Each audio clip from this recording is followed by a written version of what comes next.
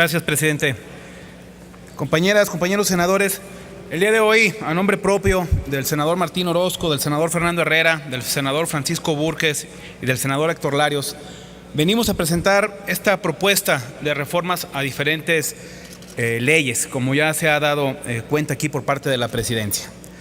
En obvio del tiempo, solicito se pueda incorporar de manera íntegra la iniciativa al diario de los debates y solamente haré referencia a algunas consideraciones que me parece importante señalar. Esta propuesta pretende hacer reformas a la ley del impuesto sobre la renta, a la ley del impuesto al valor agregado, a la ley del impuesto especial sobre producción de servicios, a la ley de coordinación fiscal, a la ley de ingresos de la Federación, al propio Código Fiscal de la Federación. Todos recordamos que a finales del mes de octubre del año pasado, este Senado vivió uno de sus debates más intensos a propósito de la reforma fiscal. En aquel momento, más allá del apasionamiento político, de las posturas de carácter político que se dieron, se señalaba ya entonces en algunas de las reflexiones que había temas de carácter técnico que iban a impactar en la economía de los mexicanos. Y que hoy, una vez que entró en vigor el 1 de enero de este año, este paquete de reformas a nuestro régimen fiscal, empezamos a ver ya las consecuencias en su aplicación diaria de muchas de estas disposiciones.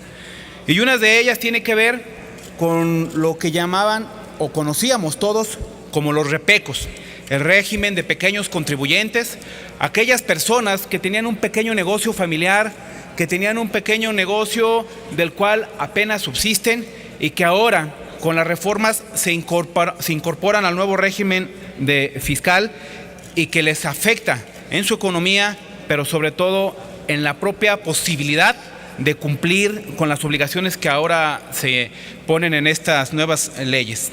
Respecto a la ley del impuesto sobre la renta, se dieron entre otras las siguientes modificaciones. Desaparece, como ya comentaba, el régimen de los pequeños contribuyentes, pero también en su lugar se crea el régimen de incorporación fiscal.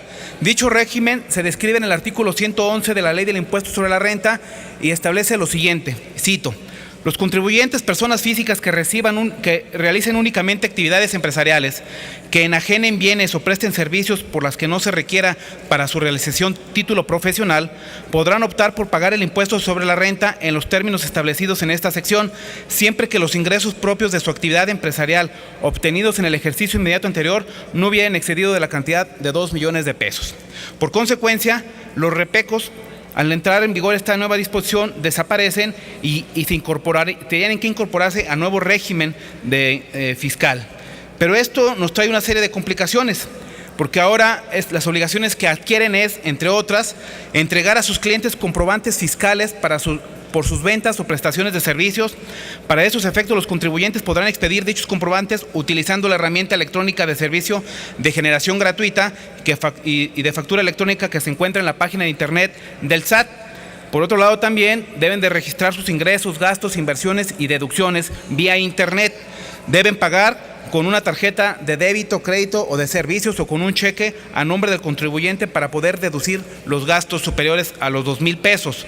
También, si cuenta con trabajadores, deberá retener el impuesto sobre la renta y enterarlo al SAT cada 2 meses. Otra obligación más es que cada 2 meses deberá declarar al SAT los ingresos obtenidos y los gastos realizados. A estas obligaciones, si lo vemos también con las disposiciones que tiene el Código Fiscal, además de lo que ya comentaba, las obligaciones que establece la Ley del Impuesto sobre la Renta, el Código Fiscal también les obliga a que expidan factura electrónica, el comprobante fiscal digital por internet. Esto nos lleva a que los pequeños contribuyentes pues tengan una complicación, primero desde el punto de vista material, respecto a la posibilidad de contar con el internet y con la computadora, pero también les lleva a un problema de carácter técnico. Existen, con la nueva entrada en vigor de este nuevo régimen, diferentes situaciones que se han venido presentando.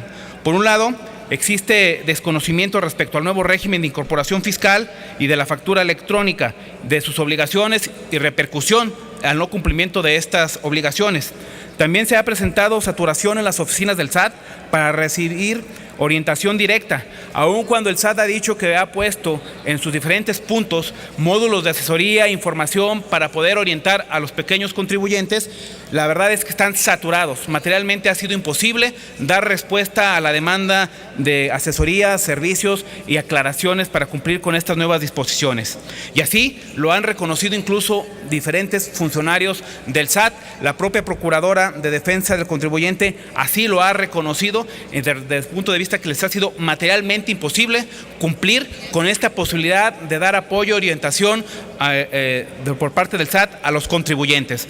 Todavía el día de hoy aparece una nota en un periódico de circulación nacional donde queda claro que no es posible cumplir y accesar a la página del SAT para poder accesar a esos servicios que aparentemente ofrece o incluso poder cumplir con las obligaciones que hoy se tienen. Y bueno, todos recordemos también que a partir del día 1 de abril ya vence el plazo, esa prórroga que se dio dentro de una resolución, de un anexo en la resolución fiscal, de la miscelánea fiscal, para que ya todos tengan esta obligación de emitir su comprobante digital y accesar a hacer toda su comprobación fiscal vía internet. Y yo quiero dar algunos datos por ahí del estudio que se hace por parte del INEGI, pues se da cuenta de que varias de las entidades del país, comunidades, no cuentan con el servicio de internet, pero además de que no tienen el servicio de internet, no cuentan con la posibilidad de tener la tecnología, el uso de las computadoras para cumplir con esta obligación.